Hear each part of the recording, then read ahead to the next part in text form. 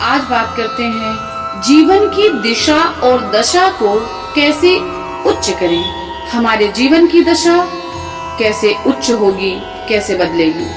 जीवन की दशा बदल जाए, यह हम सब की पहली मांग है। पर क्या सिर्फ हमारे सोच लेने मात्र से हमारे जीवन की दशा बदल जाएगी?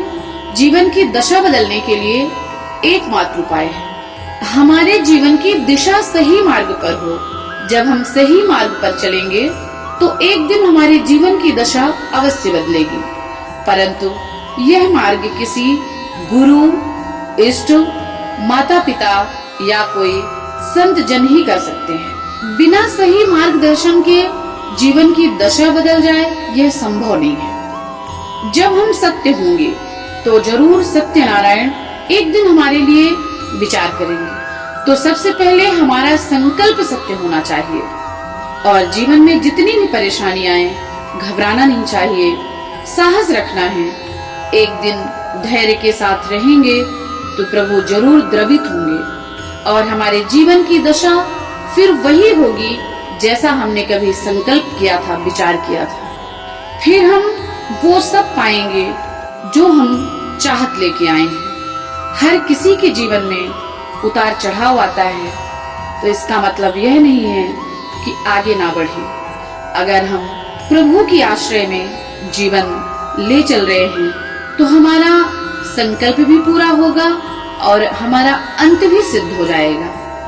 तो उसके लिए हमें सादा जीवन उच्च विचार की भावना से जीना चाहिए, जीना आना चाहिए। फिर उसमें ज्यादा आडंबर, दुनियादारी, बढ़ा चढ़ा कर पेश करना, ये सब चीज नहीं होना चाहिए। जीवन अनिश्चितताओं से भरा है। जीवन का कौन सा पल आखिरी होगा, यह कोई बता नहीं सकता। इसलिए समय को किसी आसक्ति में, राग द्वेष में ना डालें, बल्कि विचार पूर्वक चिंतन मनन करके समय का सदुपयोग करें। इसलिए जितना हो सके संसार से खुद को समेटने का प्रयास करें। बिखराव से किसी को कुछ प्राप्त नहीं हुआ, ना जगत से और ना ही जगन्नाथ से। वैसे जगत तो कुछ भी कर लें, कभी अपना नहीं होगा।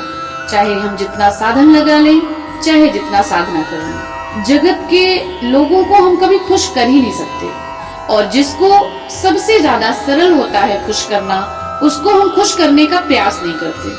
तो अब सिर्फ वह करना चाहिए जिससे जगन्नाथ की कृपा दृष्टि हम पर हो जाए, प्रभु रिझ जाए। दुनिया को तो बहुत रिझाया, क्या हाथ लगा, 0 सन्नाटा।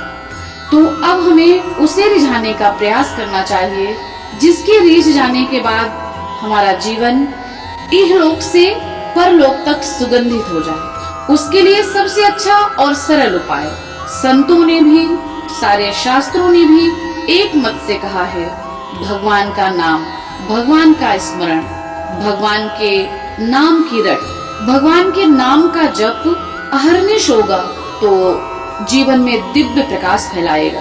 अगर नाम जप अहर्निश नहीं हो पा रहा है तो जब भी याद आए हमें भगवान के नाम को रटना चाहिए। जप का तो प्रयास शुरुआती दौर में हो नहीं पाता, तो हमें क्या करना चाहिए, भगवान के नाम की रट लगानी चाहिए। जिस नाम पे हमारी श्रद्धा हो, जो गुरु द्वारा प्रदत्त नाम हो या हमारे इष्ट का नाम, जिस पे हमारी श्रद्धा हो, राम राम, राम राम, राम राम, बस एक टेप होनी चाहिए। जीवन में एक नियम ले लेने से सारे नियम अपने आप पूरे हो जाएंगे और उसके लिए कोई विशेष विधि नहीं है।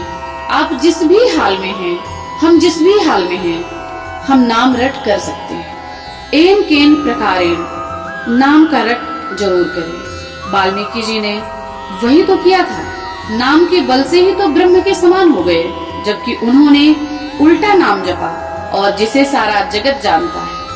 तो नाम के वश तो भगवान अपने आप हो जाते हैं, तो दुनिया की बात क्या कहें। और फिर देखना जीवन की दशा कैसी उच्च होगी। कहते हैं ना, एक के साधे सब सधे, सब साधे सब जाए। तो हमें एक को साधना है, अब सबको नहीं साधना है। हाँ, अपने कर्तव्यों का निर्वहन करना है, कर्तव्य से भागना नहीं है, कर्म तो करना है, लेकिन साथ में नाम रूपी धन भी इकट्ठा करना है। नाम रूपी धन की चिंता करनी चाहिए। और अब कोई और चीज इकट्ठी नहीं करनी है। तो यह आज का वीडियो, यह मेरे जीवन का अनुभव है जो मैं आपको बता रही हूँ।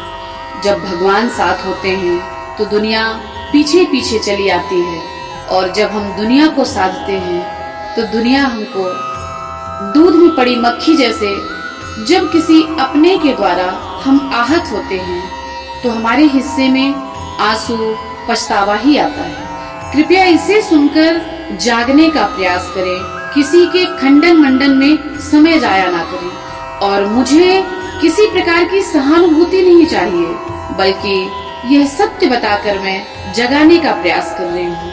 क्या पता कोई एक भी जाग जाए और भगवान के चरणों में मन लगा ले, तो मैं समझूंगी प्रभु ने अपना लिया, प्रभु के पथ की पहली सीढ़ी हमें प्राप्त हो गई। तो आप सभी के हृदय में हृदयस्थ प्रभु को प्रणाम करती हूँ। ओम हरि ओम।